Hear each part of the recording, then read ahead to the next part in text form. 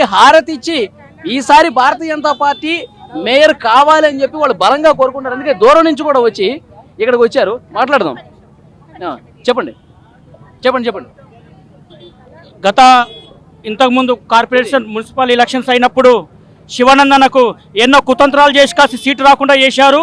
అవన్నీ గమనించి గత 6 సంవత్సరాల నుంచి పదవి లేకుండా కూడా మా యొక్క 39 డివిజన్ని బాగు చేసి ఎంతో కష్టపడి శివానందన్న గడప గడపకి ఏ ఆపద వచ్చినా ఆదుకున్నాడు నేనున్నట్టు అదంతా 39 డివిజన్ అనుభవించి దాని గురించి సంజయ్ అన్నకు చెప్పి సర్వే రిపోర్ట్ ద్వారా ఈసారి సంజయ్ అన్న బీఫామ్ ఇవ్వడం జరిగింది. ఈ బీఫామ్ ఇచ్చినందుకు సంజయ్ అన్నకు 39 డివిజన్ ప్రజల తరపున మేమందరం ధన్యవాదాలు తెలుపుకుంటున్నాం. శివానందాన్ని గెలిపించుకొని తీసుకొని వెళ్తాం.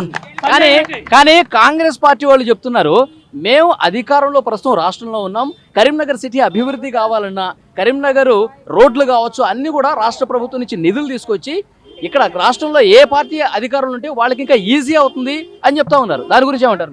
సీఎం గారే చెప్పారు లంక బిందెలు అనుకుని వస్తే ఉత్త బిందెలు ఉన్నాయని. ఢిల్లీకి పోతే చెప్పులు ఎత్తుకపోతారని అంటున్నారు. ఇంకేడేమి ఇస్తారు? అది మీరే ఆలోచన చేయాలి. మీ పత్రిక వాళ్ళకే చెప్పారు నాకు వచ్చే 1800 కోట్లలో జీతాలు ఎంత ఇవ్వాలి, ఏమి ఇవ్వాలని.